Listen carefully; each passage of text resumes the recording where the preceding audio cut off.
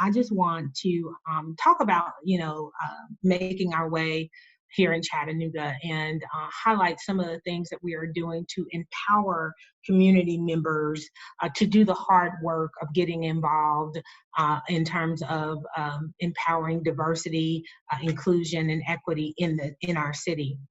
In general, Mayor Burke's administration here has always really been a champion of community outreach and public engagement. It's been a huge priority here, finding ways to reach different constituencies in order to understand their challenges and needs in order to better serve them and break down barriers, right? So when our office was created, one of the things that happened during the time, it was a city ordinance that created us. And so I want to talk about combating discrimination from within and without of city government.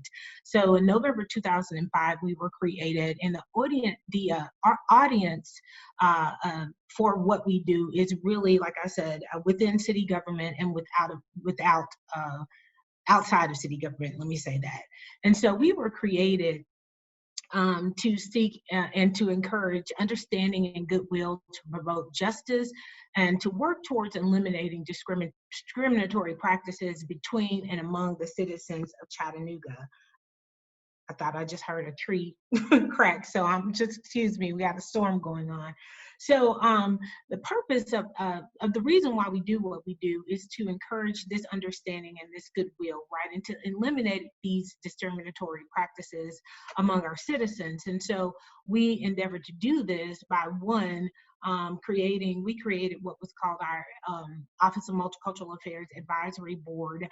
This is an active board that is still in play today, that actually receives, records, and investigates complaints of the denial of equal access or discrimination, either as an individual or from a group, and denial of human rights access as well. So any access that's denied based on religion, race, color, national origin, age, sex, or disability.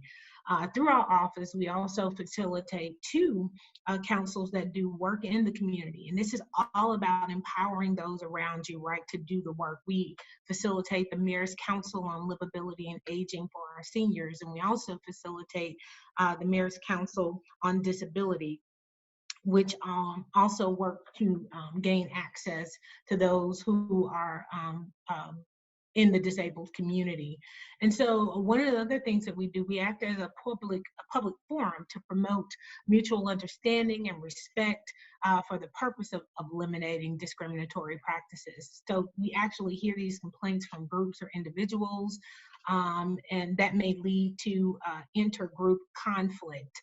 And we hold these hearings as public hearings as well. And we attempt to have a public and private understanding and conciliation of some of these events if they need mediation. So that's one of the things I really like about our LMA board, is that we are able to really empower the people of our community to actually talk about what's going on with the constituents. And within city government, people think that you don't have a lot to say, but there's a lot of power that can be had for one person and their voice to stand up and become a champion in our community. So what do? We do this a couple of ways by impacting this equity and inclusion and diversity. How do we do it? We, on purpose and with purpose, bring individuals into city government that are interested in city government, that may be by virtue of where they come from or their socioeconomic circumstances, may never be able to work in city government. We bring folks in to learn and to work in city government, and we also bring in diverse suppliers into city government. So these are minority businesses. We hit the streets and we really talk to them and encourage them and give them the tools and the wherewithal to come and do business with the city. Recently, we've undergone a disparity study and a GARE initiative, and that's Government Alliance on Racial Equity. And we are looking through a racial lens at our policies, making sure that we ourselves are not creating creating barriers to folks coming into city government. And being a Black woman in city government and being from this community, one of the things that I'm most proud of is most of even some of the interns that we bring in to actually work in city government that are interns of color.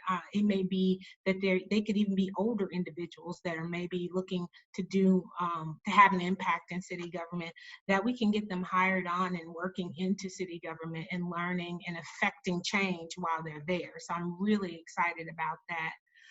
So one of the things that we also do is that we have two entities that really, I think, affect the way that we talk about religious freedoms here. So we have a Mayor's Council Against Hate.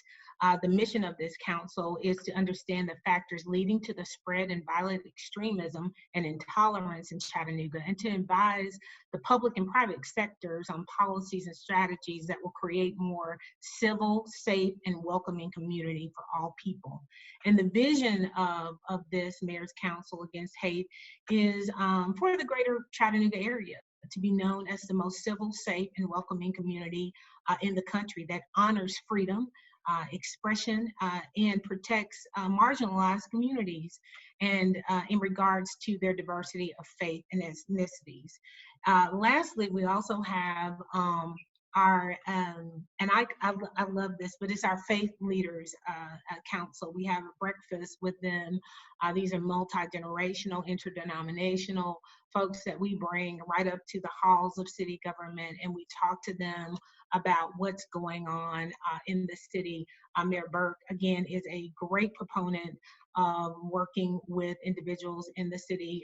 As Shireen shared, a lot of information that he has even wrote a letter of support for one of our citizens who were being, was being really alienated and distressed because of her religious affiliation. So we do that here.